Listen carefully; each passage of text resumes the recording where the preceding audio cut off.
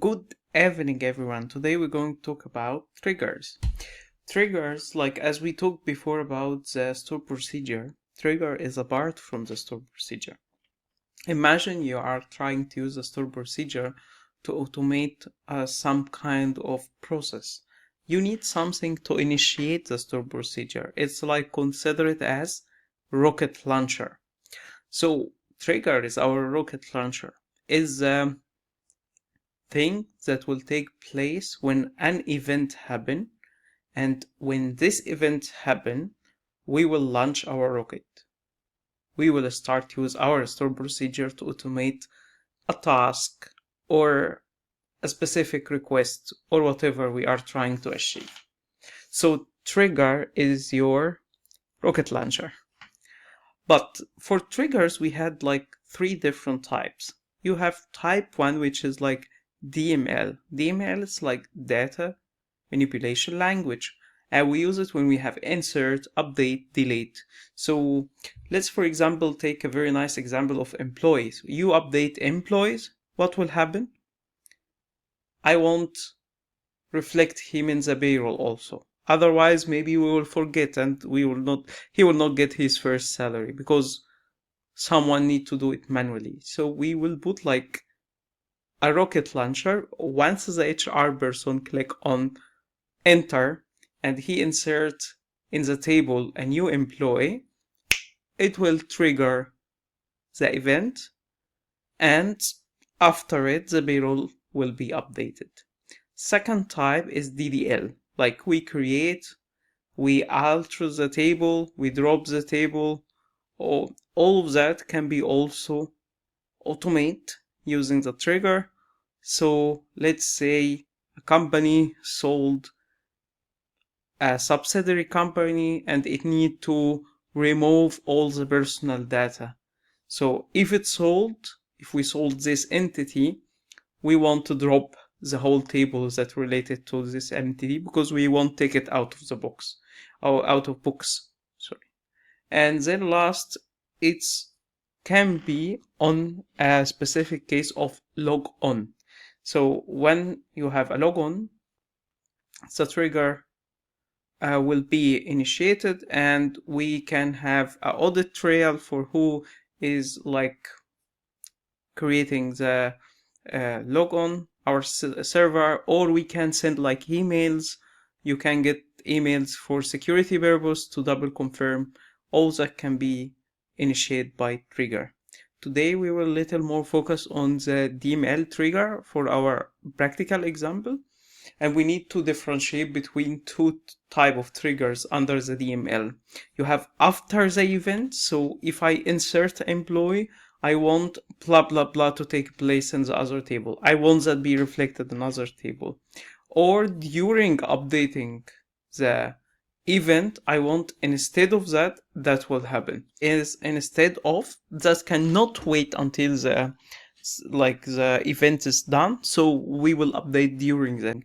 So for example, like we can't wait until to check the security, we insert someone and we won't send the email. We will not wait after someone hacked the system, so we need to send the email immediately so we can go for the second way.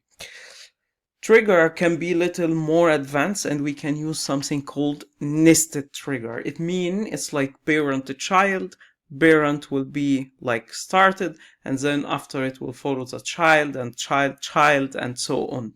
I have here very nice example you can see in this like cartoon or graphic. So we are inserting our employee and I want to create like a counter. I want to know how many employee in a dashboard and somewhere else or in another table.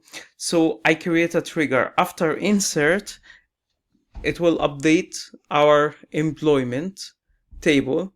And then the second trigger, after it will insert the new employee, it will increase the counter.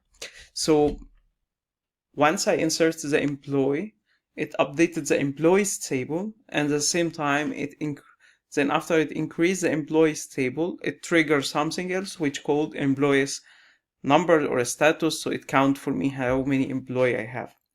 This kind of nested trigger, it could go up to 32 levels. It means I can go in a child up to 32.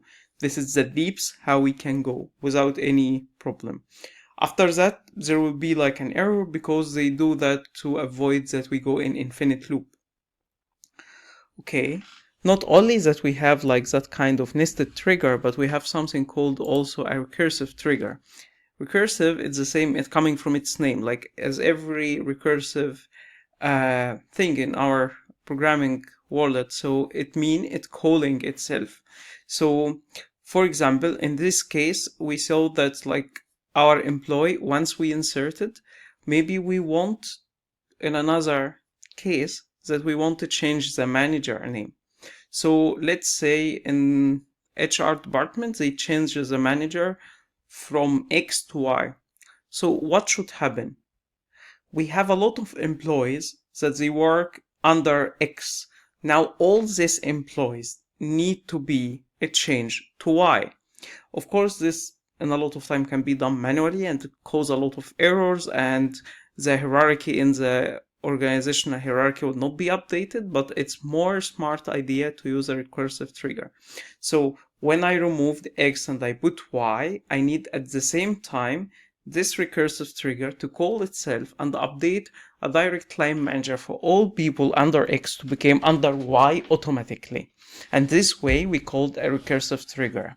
It's very important to know that to do that we need to enable the recursive trigger by making it 1, and we can disable it by 0. It means it's like really like shut on, shut off. We can create like 1 it's mean on, and 0 it mean off.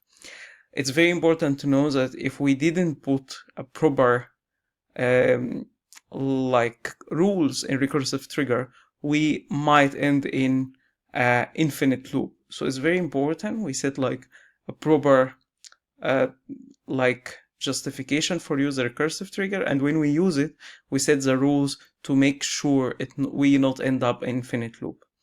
Okay, so let's go to do the like practical example. It will make everything more clear. Okay, now we will use our table employees and employee status that we used every time, and we will insert values 1 and 0. And now our case, it will be the same like this photo we show. We will try to insert a new employee and see how this kind of count will be impacted when we create a nested trigger in our employee status. So let's create. We will create first the recursive, the nested, and then after that the recursive. So create the trigger. So create trigger, and we will call this trigger, and then after, because we said there's two types, after and instead of, we will use the after, and then insert employee. Okay, on we will use in the employees, and then after that, after, we will use the statement after insert. Okay, we said there's two type for the DML, and this is the second type after insert. And then we start same as a store procedure, because it's at the end of the day it's a store procedure. It's like a special type of store procedure, but at the end of the day it's a store procedure. So you use the same as beginning, and then you set. This is our best practice, no count, so we avoid that it show us the count, so we enhance the performance as always. And then after that we will use our update statement, because we want to update the employee's status. Okay, this is like our second table. So once we enter employee, we want our total employees in the employee status to add 1 employee for the counter, right? So total employees plus 1. Okay, and we want to start from the beginning, so it will be from where our employee ID, we have here employee ID equal 1. Okay, then we end it same as we end any store procedure, by end statement, and end and voila. Then we now start to create the recursive one, trigger, and then we will call it trig recursive status. And then after we will put it on the employee status this time, not in the employee. And then after we will do the same, it's like after event, so after update. And then we will start it as we start any procedure, as then begin. And then we will set also no count, as always, best practice. Make it a habit, so it will be easier always to use it and to remember it. Then now we want, if you remember, we said that in nested you have 32 as a max, but in recursive we want to make sure that we will not go in an infinite loop. So if, and I want to stop it after the first trigger, so if, and then I will put like at rate, then I will make a variable called nest level. Okay, nest level. I use that because I don't want that I go in infinite loop, so I will create this nest level to set that I want only recursive to go one time, and then after that it should stop. Okay, so so one time and then stop, and update again the total employees. Okay, then after that we need, now we already updated the total employees, we need to begin another statement inside the first statement, because this one will be like the one we are using it for updating the count. Now we want to avoid infinite recursion. Okay, so we will update at beginning, we put the condition, and now we will stop it from going into the infinite loop.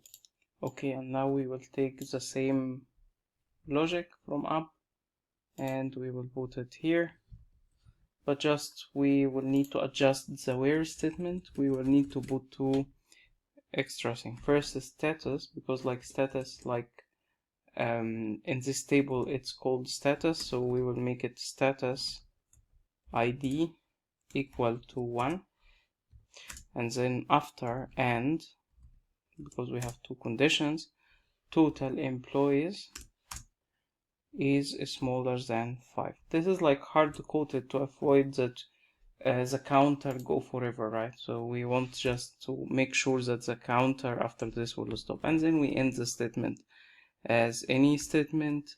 But don't forget we had two like inside each other, so we need to do end, because like we end this one end will end the beginning here, and the other one here, sorry, and then the other one end will be applying the recursion.